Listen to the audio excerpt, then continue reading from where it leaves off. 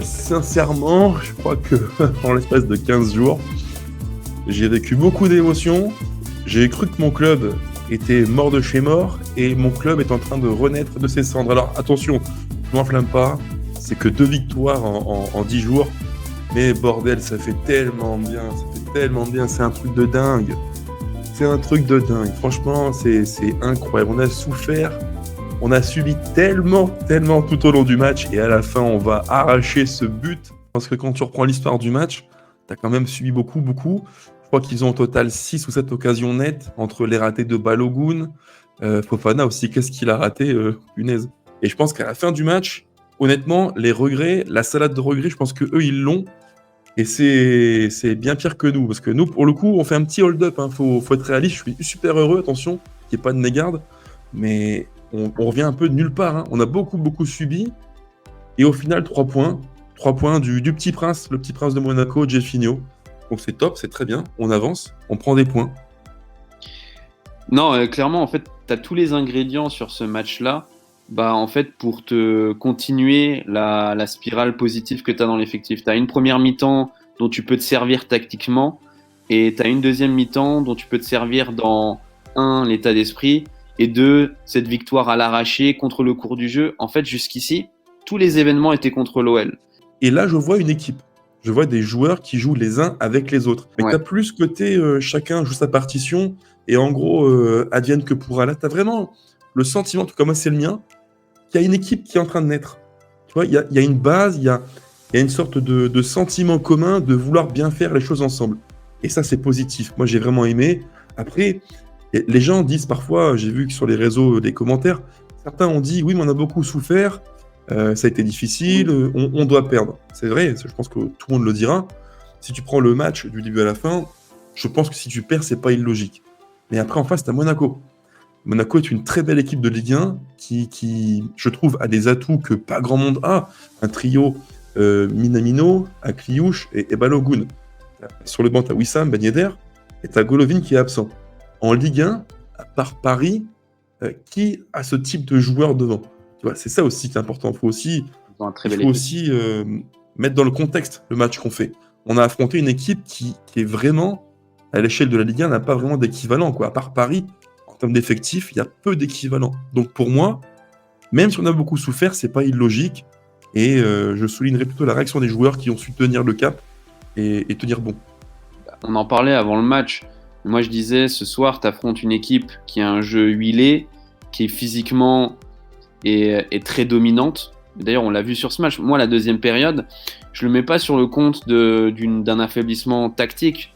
Je trouve juste qu'en fait, Monaco a finalement pris le pas physiquement sur un effectif de l'OL qui est physiquement, on va dire, pas au niveau de l'intensité que requiert justement le très haut niveau, le haut niveau de la Ligue 1. C'est la base du foot, ça paraît tellement rudimentaire, mais on l'a très peu vu cette année.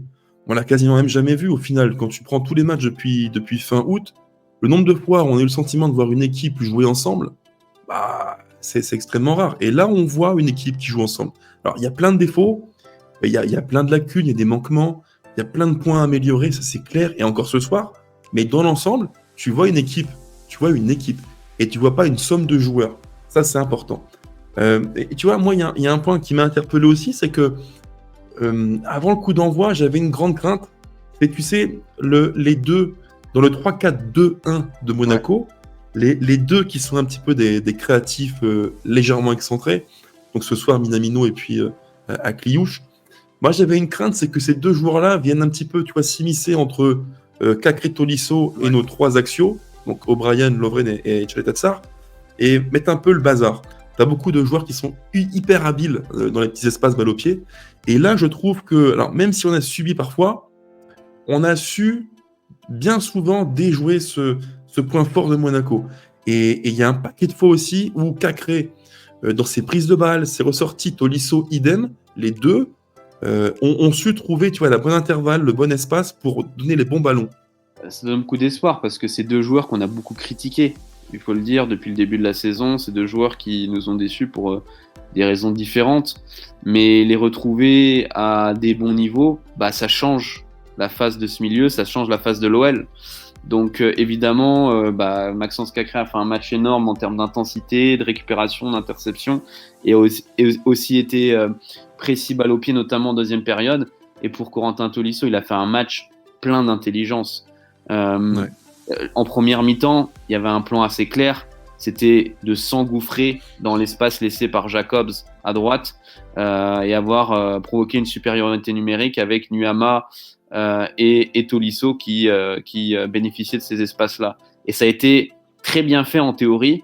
Malheureusement, il y a eu du déchet, on en parlera dans l'analyse individuelle, mais il y a eu un déchet technique qui nous a empêché de concrétiser ces contre-attaques. Mais dans l'idée, le plan de jeu était de qualité. Le 3-4-2-1 de Monaco, le 3-4-2-1 de Pierre Sage, en fait, c'est deux schémas miroirs. Et dans l'histoire du match, tu as eu beaucoup de rapports en 1 contre 1. Tu as eu à droite le rapport Mata-Jacobs, tu as eu à gauche Tagliafico contre Diatta. Oui. Et au milieu de terrain, tu as eu vraiment ce rapport de 2 contre 2, Cacré-Tolisso versus Camara-Fofana. Et pour le coup, ça m'a vraiment surpris. Nos deux Lyonnais ont vraiment tenu le choc, quoi. C'était pas gagné parce qu'on parle quand même de Camara et Fofana, deux mecs qui combinent puissance, intensité, verticalité. Fofana, cette saison, c'est un très bon joueur de Ligue 1, vraiment très bon. J'ai beaucoup été sceptique sur lui en me disant qu'il était un peu rustre, balle au pied, mais depuis cette année, il est vraiment très très bon. Il a beaucoup progressé, et notamment dans le jeu vertical. On l'a beaucoup vu prendre le ballon, percuter, casser des lignes. Ah oui. Vraiment intéressant. Et face à ça, on a opposé, je trouve, une forme de rigueur tactique, une rigueur, une discipline, avec aussi beaucoup de mouvements, d'intensité, et c'est très positif. Ça, c'est un vrai bon signal pour l'avenir. Si tu peux ajouter à ça une préparation physique cet hiver qui te met, on va dire, dans un état, en termes d'intensité, tu retrouves un niveau décent, je pense que tu peux déjà avoir une autre allure, parce que physiquement, on a un vrai déficit. Mais clairement, tu vois, ce soir, sur l'affrontement entre les deux milieux, Cacré et Tolisso ne peuvent pas lutter physiquement face à Zakaria, Camara et Fofana.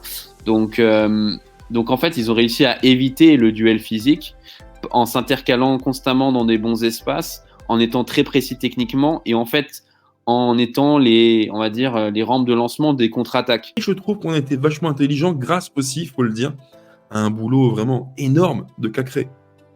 Oui. Pour moi, Cacré, on en parlera après, mais pour moi, c'est le top du match. Dans mon top à moi, je trouve que ce qu'il a fait, à la fois dans l'intensité, l'énergie, l'intelligence, il a gratté des ballons, il s'est projeté. Techniquement, alors il n'a pas tout réussi, mais il a souvent été juste, balle au pied. Il a créé de bons décalages du début à la fin du match. Le match qu'il fait, si on est vivant à la fin du match, c'est aussi grâce à ce type de performance-là. Il fait un match de 20 km/h de VMA. C'est un match de fou qu'il fait. Dans l'intensité, dans les courses. Et en plus de ça, en première mi-temps, il a manqué un peu de justesse techniquement, mais il a ajusté au fil de la rencontre. Et sur la deuxième mi-temps, il est impérial. Parce qu'évidemment, si on a un Maxence Cacré à ce niveau, Coco Tolisso à ce niveau-là, ça change la face de ton équipe, clairement. Après, mine de rien, même s'il fait une saison qui est très moyenne dans l'ensemble, depuis 2-3 matchs, il est mieux. Je pense au match de Lens, le match à Marseille, un peu moins, mais contre Toulouse, bien aussi. Et ce soir, ça fait quand même... Il est sur une série, tu vois. Il est sur une série de bons matchs, assez probants, où pour le coup, moi je trouve qu'il est... il répond en fait à ce qu'on demande de lui, quoi. Il fait du Cacré, à savoir le joueur qui vient compenser ce que d'autres ne font pas, qui gratte des ballons, qui balle au pied peut casser une ligne sur les petits appuis, faire une bonne passe, un bon décalage. Il le fait bien. Et Tolisso à côté, pareil. Là encore, tu sais comme moi que bien souvent je l'ai défendu, Tolisso, parce que beaucoup ont dit qu'il était cramé, cuit. Peut-être qu'il est moins fort qu'il y a 5-6 ans sur le plan physique, mais balle au pied, dans l'intelligence du jeu et dans la compréhension, dans les moments chauds de ce qu'il faut faire et ne pas faire, c'est le meilleur, quoi. À l'OL, c'est le meilleur. C'est celui qui, au milieu, a le pied qui est le plus solide, le plus fiable. Ouais. Et ça, il faut le dire aussi. La paire Tolisso-Cacré est très bonne depuis 2-3 semaines. Et surtout, je trouve qu'ils ont atteint... Ils sont de retour à un niveau qui est plus dans les standards de ce qu'on connaît d'eux. Et ça, c'est positif. Et ça à mettre au crédit de Pierre Sage. Il a utilisé le levier, celui de relancer les cadres. Un levier qu'avait laissé de côté Fabio Grosso. Parce qu'au final, le salut pour moi de cette équipe passait par les joueurs qui ont le talent supérieur à la moyenne. Le plafond, on va dire, le plus haut. Et des mecs comme Tolisso, Cacré, Alex Lacazette, Tagliafico, même Duye Caleta-Char en défense, c'est des joueurs qui, en termes on va dire, de plafond, ça monte plus haut que la moyenne de la Ligue 1. Je te rejoins, hein. Je pense comme toi que être relégable, c'est pas la place de l'OL. Alors moi, j'imagine pas qu'on puisse aller beaucoup plus haut que, à l'instant T en tout cas, hein, à l'heure où on se parle. Moi, je pense que notre vrai niveau plafond, c'est peut-être 10-12. Oui. Je pense qu'on ne pourra pas aller beaucoup plus haut. Mais ce match contre Monaco, pour moi, c'est un très bon indicateur de ce que vaut l'OL à l'instant T. Et tout ce qu'il te manque pour aller titiller de nouveau, j'espère très vite, le top 3 de la Ligue 1. Parce que ce soir, tu l'as dit, et je pense comme toi aussi, physiquement, on s'est pris une claque. Et ça explique aussi en grande partie pourquoi devant, offensivement, on a été aussi peu dangereux. Parce qu'on a eu plein de situations de transition. Il y a plein de fois où Niama peut partir au but, Lacasse peut aller au but, mais à la foulée, à la puissance, on s'est fait rattraper par Zakaria, par Salissou, par Singo. Les trois, c'est des Golgoth. Des Golgoth, les trois. Impressionnant. Et Fofana plus Camara au milieu de terrain. Je ne sais pas si on s'en rend compte, mais les cinq là, Fofana, Camara, Salissou, Singo, et puis il m'en manque un, Zakaria, les cinq, c'est des monstres. Physiquement, c'est des monstres. Entre 1m85 et je crois le plus grand, c'est 1m93. T'as 5 bodybuilders, 5 mecs super puissants, et ça fait une différence. Il y a plein de fois où malheureusement, nos joueurs qui sont alors, sur le plan offensif, hein, sont des bons joueurs de foot malgré tout, malgré leurs défauts, ils se sont heurtés à ce mur physique. Et j'en parlerai après, mais pour moi, il y a un joueur qui ce soir s'est pris, je pense, une claque. Un mur, oui, comme tu dis, un mur de la réalité, c'est Cherki. On en parlera après, mais ce soir, pour moi, il s'est heurté à un mur, et c'est le mur du haut niveau, quoi, où tu combines, comme je dis tout le temps, puissance physique, intensité, verticalité, efficacité. Voilà, les mecs que j'ai évoqués avant, les Zakaria, les Fofana et toute la clique, c'est des mecs qui sont puissants, qui vont vite, qui sont durs, qui sont âpres dans les duels. Et tu vois, pour moi, c'est ça, en fait. Le cap entre ce que nous, on vaut maintenant, et ce que vaut le top 3 de la Ligue 1, c'est ça. C'est être plus puissant, plus intense, plus dynamique. C'est un axe de progression, je trouve. On a beaucoup de joueurs bons balles au pied, mais dans ce registre d'intensité, de puissance physique, on ne fait pas assez mal. Oui, et d'ailleurs sur la deuxième mi-temps, pour moi, c'est une domination surtout physique de Monaco. En fait, on n'arrive plus, on n'a plus de jus. Parce que si tu reproduis, il n'y a pas de raison. Si tu reproduis ce que tu as fait en première mi-temps tactiquement, en deuxième mi-temps avec la même intensité, les mêmes courses, il n'y a pas de raison pour que tu ne mettes pas en difficulté Monaco. Donc pour moi, tactiquement, on semble avoir, on va dire, déjà progressé, mais physiquement, oui, il nous manque clairement quelque chose. Enfin, tu vois, tu regardes la fin de match, tu as Tolisso qui sort à la 70e, Alex Lacazette qui a les ischios qui sifflent, Tagliafico qui se blesse. Donc, tu vois, tu tires assez vite la langue. Et ça, c'est un vrai problème. Tu pourras probablement te sauver malgré ce déficit physique, parce que techniquement, je pense que tu es supérieur à beaucoup d'équipes de bas de tableau de Ligue 1. Mais physiquement, si tu vas aller toucher le plus haut on va dire, du championnat, à l'avenir, il faudra que tu montes un step ou deux physiquement, clairement. Et toi, Matt, tu parles de cardio, d'endurance. Ah oui. Moi, je te parlais surtout de puissance physique. Sauf qu'en termes de puissance physique, ce soir, il y a un écart qui est fou. Tu vois, j'ai en tête des situations où Lacaze joue très bien le coup, il décroche quasiment en numéro 10, il vient aider Tolisso et Cacré, il prend le ballon et il veut mettre très vite en profondeur Cherki ou Nuama. Alors, Nuama est très percutant, il est remuant, mais il faut le dire aussi, à la course, il a eu beaucoup de mal à se défaire de Salissou. Quasiment impossible. Les deux sont très rapides, hein. Singo et Salissou. Ah ouais, les gars, ils font 1m86, 7, 8, voire plus. Ils doivent faire 85-90 kilos. Ils ont tout, tu vois, de l'athlète parfait, costaud, rapide et tout. Et l'autre côté, Cherki, c'est encore pire. Tu vois, on va ouvrir la parenthèse Cherki si tu veux bien, Matt, mais ouais, allez. Cherki, pour moi, ce soir, il s'est heurté à la dure réalité de ce qu'est le foot d'aujourd'hui. Le haut C'est niveau. pas mon foot, hein. Je tiens à le dire, tu me connais, Max, c'est pas le foot que j'aime. Moi, je suis un gars années 90. J'ai grandi dans un foot plus lent, plus technique, avec des artistes. Ce foot de maintenant, c'est pas mon foot, mais malheureusement, il est tel qu'il est, il faut s'y faire. Et Cherki, dans ce foot de maintenant, ça colle pas, en fait. Et tu regardes son visage quand il sort d'ailleurs du terrain, bah, t'as Ouais. le visage de quelqu'un qui est impuissant en fait. On pointe souvent du doigt les choix de Cherki, son intelligence. Alors encore une fois ce soir, il manque d'intelligence et même techniquement, ce qui est supposé être sa force, bah, il a été imprécis. Donc ce qui fait Ouais. qu'au total, il fait pour moi un très mauvais match. Mais on oublie de souvent souligner les carences physiques intrinsèques qu'il a.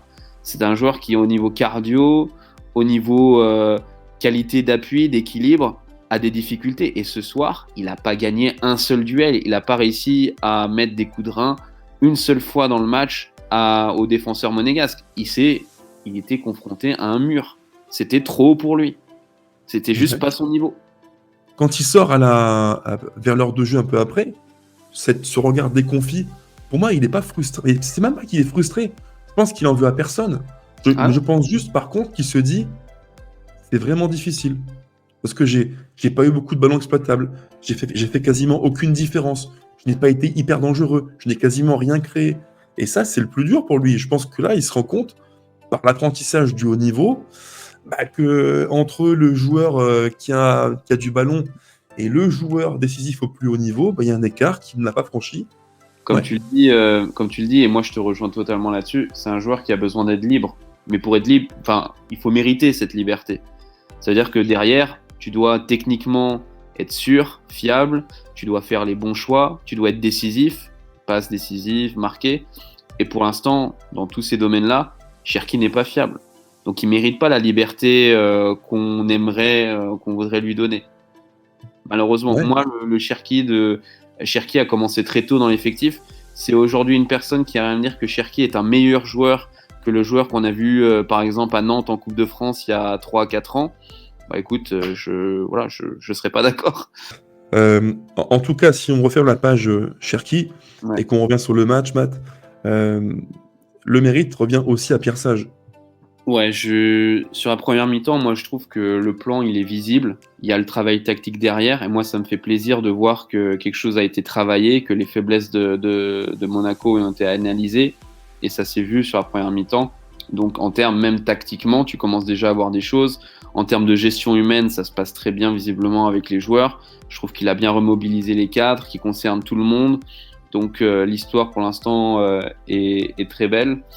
Donc voilà, et oui, son schéma à 3, il est probablement aujourd'hui contraint, bah, par la qualité médiocre du milieu de terrain. Voilà, il a qu'à créer Tolisso comme deux joueurs potentiellement, on va dire, de bon niveau. Donc il les met dans des conditions, on va dire, idéales, parce que jouer avec Mata en piston, je suis pas sûr que ça soit sa volonté première, mais il le fait pour mettre probablement son milieu de terrain et également Lovren, enfin une défense centrale peut-être un peu plus lente, dans des conditions, on va dire, plus confortables. Et même aussi, tu vois, le choix des entrants, là encore, c'est une donnée qui change quand même pas mal les choses parce que il y a eu de nombreux matchs où les entrants ne faisaient aucune différence, n'apportaient rien, et même pire, parfois ils ont plombé littéralement l'équipe. Je me rappelle du match contre Lorient où Baldé fait une entrée cataclysmique avec malheureusement une perte de balle qui donne le but des Lorientais. Ce soir, les joueurs qui rentrent, un peu d'ailleurs comme à Lens, si tu prends l'histoire du match, les joueurs qui rentrent, Kadewere, Jefinho, et même Maitland-Niles qui était porté disparu depuis des mois, eh ben, ils ont fait une belle entrée, cohérente, ils ont été utiles, et le but que l'on met, c'est purement des joueurs qui rentrent. Kadewere qui fait un bel appel de balle, profondeur, centre en retrait, Jefinho qui reprend et but. Ça, c'est aussi important, et j'espère qu'on pourra s'appuyer sur les matchs retour, enfin sur un banc qui pourra apporter une plus-value. Bah écoute, bah, c'est un coaching clairement gagnant. À partir du moment où tu mets le but quelques minutes après que Jefinho, que Maitland-Niles, que Diawara rentre, bah, voilà, dans les faits, c'est un coaching gagnant. Et surtout, moi, ce qui m'a fait plaisir, c'est que le but est construit. C'est pas une action sortie nulle part, une action heureuse. C'est d'ailleurs, il me semble, le premier but qu'on met dans le jeu depuis un bon bout de temps. Son choix tactique qu'il opère aux environs de l'heure de jeu, à peu près, Oui. un tout petit peu après d'ailleurs, puisqu'en fait, entre le coup d'envoi de la seconde mi-temps et l'heure de jeu, il y a un quart d'heure où on est en grande difficulté. Ouais. On subit, je crois, 4 occasions en l'espace de 10 minutes, Ouais. ce qui est beaucoup, vraiment beaucoup. Et là, j'ai craint le pire pour tout te dire. Et à ce moment-là, on s'était même dit en privé, je vous ai écrit, les gars, je pense qu'il faut qu'ils mettent un milieu de terrain en plus. Je pense qu'il faut passer à 3 milieux de terrain. Tu gardes l'assise de 5 défenseurs, mais tu mets 3 milieux de terrain pour que, enfin, devant nos axiaux, tu aies un numéro 6 qui bloque ce que Minamino et Akliouche faisaient, à savoir de la liberté et le fait de s'insérer dans les petits espaces. Et il fait rentrer Diawara, donc il sort Cherki, et il fait rentrer Maitland-Niles, il installe un milieu à 3, et on passe en 5-3-2. Et pour le coup, pour moi, c'était le bon choix. Alors non pas que je pense comme lui, ça c'est trop facile, mais je pense qu'il a fait le bon choix parce qu'il a un petit peu tempéré la tempête de monégasque qu'on prenait depuis maintenant quasiment un quart d'heure. C'était beaucoup. Quand il a vu qu'on commençait à prendre l'eau et qu'en face, Monaco et les deux offensifs un petit peu reculés commençaient à faire de grosses différences. Il a réagi, et plutôt bien, je trouve, Pierre Sage. Ouais, exactement, il a bien réagi, il a ajusté. Moi, sur le moment, je me suis dit un peu comme toi, je dis, il regarde quand même pas mal ce qui se passe, on subissait beaucoup. Pour moi, il était vraiment temps de faire le changement. Et je trouve que son changement, il est pertinent. Sortir Cherki qui n'arrivait plus à défendre, Tolisso qui était cramé, pour mettre Maitland-Niles qui n'avait pas joué quand même depuis un bon moment. On sent quand même pour Maitland-Niles que techniquement, c'est quand même plutôt pas mal. J'ai bien aimé son match techniquement. Physiquement, voilà, c'est clairement pas un milieu défensif. C'est un joueur qui aime bien se projeter. C'est dans son profil. Et je trouve que ça a beaucoup aidé, notamment sur le but qu'on a mis. La projection de Maitland-Niles sur le but, elle est essentielle. Puis il y a des images qui ne trompent pas non plus. Quand tu vois à la fin du match le coach et les joueurs qui sont en symbiose, en harmonie, qui sont heureux de prendre les points ensemble. Quand tu vois David Friot qui va avec les joueurs, qui semble très proche du staff et des joueurs. Bref, tu sens qu'il y a un truc qui est en train de naître et ce serait vraiment dommage de tout bousiller comme ça sur un coup de tête parce que il faut amener un coach qui est peut-être plus clinquant, qui parlera plus au plus grand nombre. On s'en fout en fait, voilà. On s'en fout de Sampaoli, on s'en fout de Genesio. On a trouvé un coach qui est intelligent, qui comprend ce que le club doit faire à l'instant T. Il y a un coach qui est compris de ses joueurs, qui a un message clair, simple, sans mauvais jeu de mots, un coach qui est sage, parce que quand je l'écoute parler, je trouve que jamais il s'enflamme, jamais il a un mot plus haut que l'autre. Tout est mesuré, tout est structuré, tout est réfléchi. Ça fait du bien. Ça fait du bien des gens comme ça intelligents qui rassurent. Donc continuons avec lui.